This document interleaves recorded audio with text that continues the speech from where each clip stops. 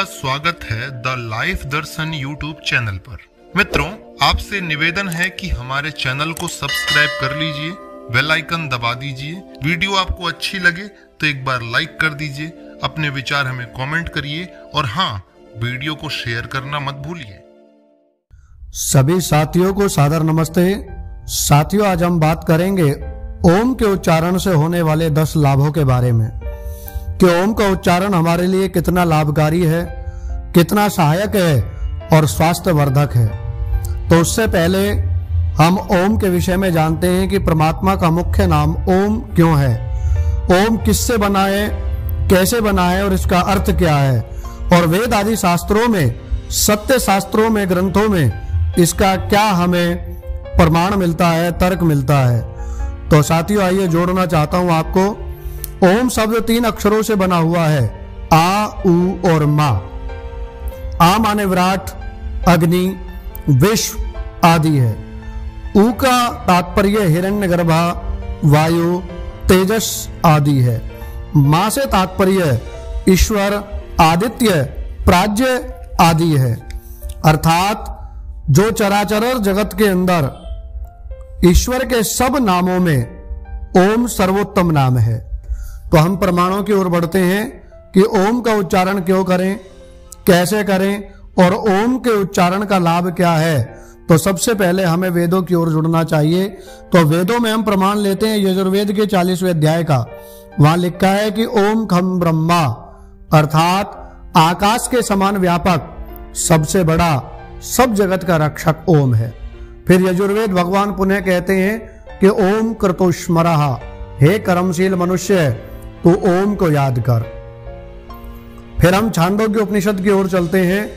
वहां लिखा है कि ओम इति एदत् अक्षरम उदगीतम उपासीत, अर्थात ओम जिसका नाम है और जो कभी नष्ट नहीं होता, उसी की उपासना करनी योग्य है और किसी की उपासना करने योग्य नहीं है। ऐसे ही अनेक शास्त्रों की ओर जब हम बढ़ेंगे, योग दर्शन को देखें, वेद आदि को देखें, ब्राह्मण ग्रंथों को देखें, तो अनेक जगह परमात्मा के मुख्य निज नाम ओम का वर्णन आता है।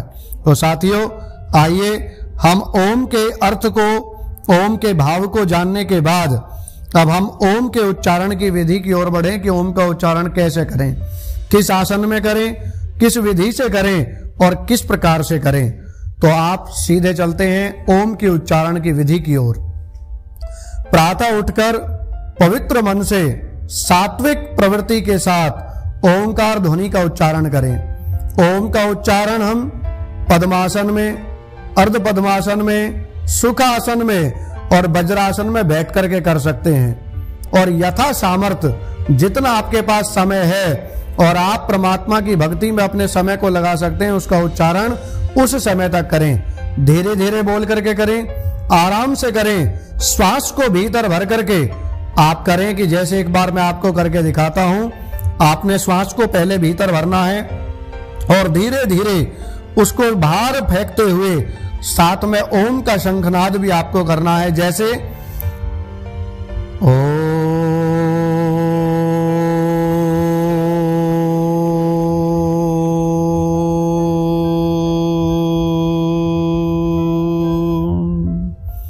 इसी प्रकार आप जितना समय हो, सामर्थ्य हो, उतनी देर तक आप परमात्मा के ध्यान में अपने जीवन को लगाएं। अब हम बात करते हैं इस वीडियो के मुख्य विषय पर कि ओम से होने वाले 10 लाभ कौन से हैं, जो शारीरिक लाभ हैं और जिनसे हमें स्वास्थ्य प्रदान होता है, प्राप्त होता है।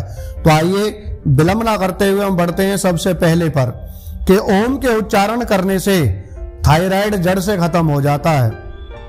कैसे कि ओम का उच्चारण करने से गले में कंपन पैदा होता है और वो कंपन थायराइड की ग्रंथियों पर सकारात्मक प्रभाव डालता है और धीरे धीरे वो रोग हम उससे निदान पाने के लिए उसकी ओर बढ़ते रहते हैं। और एक समय ऐसा आता है जब निरंतर इसका अभ्यास जीवन में आ जाता है तो वो थायराइड जड़ से खत्म हो जाता है। आइए हम दूसरे विषय पर चलते हैं, घबराहट। कि जिन लोगों को घबराहट होती है, बेचैनी होती है, डर जाते हैं, भयभीत होते हैं, तो आपसे निवेदन करना चाहता हूं कि अगर आपको घबराहट है, अधीरता है, तो आप निरंतर ओम का उच्चारण करें और कुछ ही समय के अंदर, कुछ ही दिनों के अंदर वो घबराहट, वो बेचैनी आपकी दूर हो जाएगी। तीसरा आता है तनाव।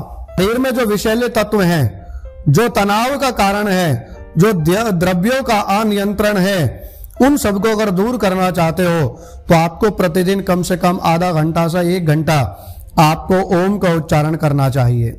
चौथा आता है खून का प्रवाह। जब हम ओम का उच्चारण करते हैं तो यह हृदय और खून के प्रवाह को संतुलित रखता है और हमारे शरीर को स्वस्थ बनाने में मदद करता है। पांचवा आता है पाचन। जिनका पेट खराब रहता है, भोजन नहीं पचता, या शरीर में किसी तरह की बेचैनी है, या पेट के अंदर कोई समस्या है, तो आपसे निवेदन करता हूं कि आप प्रतिदिन ओम का उच्चारण करें तो आप जल्दी ही अपनी पाचन शक्ति को तेज कर सकते हैं, तीव्र कर सकते हैं और स्वास्थ्य लाभ प्रदान कर सकते हैं। छठा आता है स्फूर्ति। जिनके अंदर स्फूर्ति नहीं होती, जो आलसी रहते हैं, वो प्रतिदिन स्वास्थ्य के लिए, युवावस्था के लिए और स्फूर्ति के लिए प्रतिदिन ओम का उच्चारण समय अनुसार करें। सातवां आता है थकान। जो लोग थके रहते हैं, पीड़ित रहते हैं, या जो व्यक्ति आलसी बने रहते हैं, तो उस थकान से बचने के लिए ओम के उच्चारण से बढ़कर के कोई स्वास्थ्य लाभ दूसरा नहीं है। तो आपसे आशा है कि ओम का उच्चारण आप प्रतिदिन करें। आठवां आता है नींद। अर्थात जिन लोगों को नींद नहीं आती, नींद की समस्या है, जो डॉक्टरों के पास जाते हैं, गोली खाते हैं, परेशान रहते हैं, डॉक्टरों से सलाह लेते हैं, वो एक दिन अपने स्वास्थ्य को खराब कर लेते हैं। लेकिन आप ओम के उच्चारण के साथ साथ गायत्री का भी पाठ करें, और जब तक नींद ना आए तो निवेदन करता हूं कि नींद ना आने की समस्या इससे कुछ ही समय में दूर हो जाती है। रात को सोते समय नींद आने तक मन में इसको निश्चित आप स्मरण करें तो निश्चित है कि आपको कुछ ही दिनों के अंदर ठीक व्यवस्था से समय अनुसार नींद आनी प्रारंभ हो जाएगी। 9वां आता है फेफड़े। अर्थात कुछ विशेष प्राणायाम के साथ ओम के उच्चारण के करने से फेफड़ों में मजबूती आती है, फेफड़ों में ऑक्सीजन जाती है और फेफड़े मजबूत होते हैं और हमारे स्वास्थ्य को ठीक बनाने में, ठीक रखने में हमारी मदद होती है। और 10वां आता है रीढ़ की हड्डी। ओम के पहले शब्द का उच्चारण करने से कंपन होता है और इस कंपन से रीढ़ की हड्डी प्रभावित होती है और इसमें इतनी क्षमता बढ़ जाती है कि सीधे बैठने से वृद्ध अवस्था तक आपके रीढ़ की हड्डी में कोई समस्या उत्पन्न नहीं होती। तो साथियों, आपसे अनुरोध करना चाहता हूं कि ओम के उच्चारण का, ओम से होने वाले लाभों के विषय में आपने जाना, और वास्तव में कहना चाहता हूं कि सृष्टि का आधार ओम है, क्योंकि ओम इति खरम ब्रह्मा, कि ओम ही संसार का आधार है, राष्ट्र का आधार है, और परमात्मा के मुख्य नामों में ओम का नाम आता है। और मैं कहना चाहूं कि सारे वेद जिस पद का वर्णन करते हैं, जिसे जानने के लिए सब तप किए जाते हैं, जिसकी चाहना में यति लोग ब्रह्मचर्य का पालन करते हैं, वह पद संक्षेप में तुझे बताता हूं। वह पद कोई और नहीं अर्थात ओम है। ये कठोपनिषद का वचन है।